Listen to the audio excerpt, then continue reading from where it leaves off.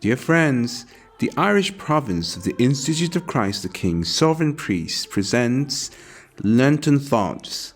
Live not by bread alone, but by every word from daily Mass. Please consider helping us restore our church in Belfast, the Church of the Immaculate Heart of Mary. Go to this GoFundMe link and donate. Thank you for your generosity. Good Friday. Behold your mother. Stay tuned for a view from the balcony. Throw yourself in spirit at the foot of the cross on Mount Calvary and contemplate Jesus dying for the love of you. The foot of the cross is the rightful place for a Christian soul because where its love resides, there it ought to be. The truth of love is revealed when its object is undergoing suffering or disgrace. If I were one of Jesus' friends during that dreadful time, where should I have been? And what should I have done? Would I have possessed the courage to confront the disgrace that surrounded him, which also reflected upon his friends? Would I have dared to remain by his side and express my sympathy and unwavering affection for him when so many others fled?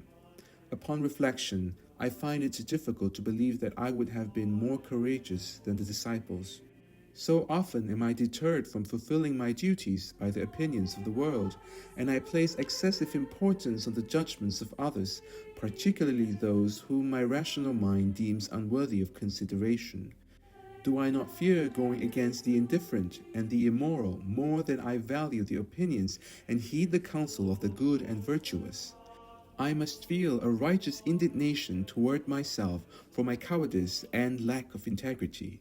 I will always keep the image of Jesus crucified before my eyes so that I may never be ashamed of the cross. As I gaze upon my crucified Savior, what do I behold? That beloved head, once so handsome and radiant with heavenly beauty, now hangs forward in agonizing torment, then thrown back in sheer agony. His brow is pierced by long, merciless thorns, and his fair hair is matted with blood. Those eyes, once radiating love, purity, and blessings, are now clouded with feverish pains, blinded by the streams of blood, and glazed with the approach of death. The lips that spoke words of salvation, truth, and healing for the soul and body are now parched and cracked from unbearable thirst. The hands which with a touch had restored sight to the blind and raised the dead to life are now nailed outstretched upon the cross. The blessed feet which sanctified the earth they walked upon, which carried him on journeys throughout the land as he performed acts of kindness, are now pierced with horrifying nails, firmly affixed to the cross. His entire weary and wounded body hangs heavily by those hands and feet, while his sacred and invaluable blood drips drop by drop upon the ground. What agonizing pains must surge through the tender flesh of the most perfect and sensitive body ever created. What a harrowing deathbed this is for Jesus, the Son of God, the love of my heart. In the midst of his most excruciating agony and nearing death, there was a tenderness in the heart of Jesus that his pains could not extinguish.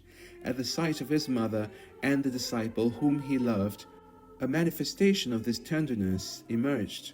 Whether her face was turned toward him in bitter grief or hidden in silent sorrow, the sight of Mary, to whom he was the perfect Son, and the knowledge of her intense suffering added a bitter drop to the cup of his affliction. How those two hearts must have communicated with each other in that moment! What thoughts must have passed between the cross and Mary, and from Mary to the cross! Mother and son silently communing at such a poignant moment. Yet Jesus speaks. He entrusts Mary to St. John, and St. John to her, to be as mother and son to one another. Spiritual writers tell us that by this gesture, he gave her to all of us, and all of us to her. We are the legacy he left her at that supreme moment, and she will never forget it. Let us remember it too, and strive to reciprocate the tenderness of the Sacred Heart by loving the one he gave to us, and through devotion to her, drawing closer to him, even if it means standing with her at the very foot of the cross. O my Lord Jesus Christ, who redeemed me by your most precious blood, Grant me the grace to always adhere to you, your law, and your love, regardless of the pains of soul or body I may endure. Instill in me a profound love for your sacred passion, a fervent desire to be with you always, and let my deep love and devotion to your Blessed Mother and mine serve as a means to this end. Jesus, aid me by your grace. Thus ends Lengthened Thoughts. Congratulations to all of you who have persevered to the very end.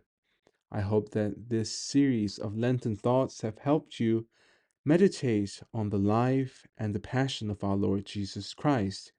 And as a reward, here is a view from the top. This is the balcony of the Church of the Immaculate Heart of Mary.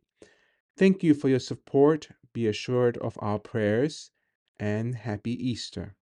God bless you. Did you enjoy today's Lenten thought?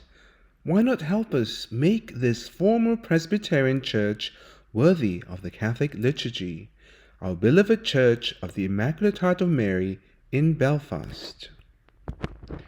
To donate, go to this link. May God bless you for your generosity. And may the Immaculate Heart of Mary triumph in Ireland.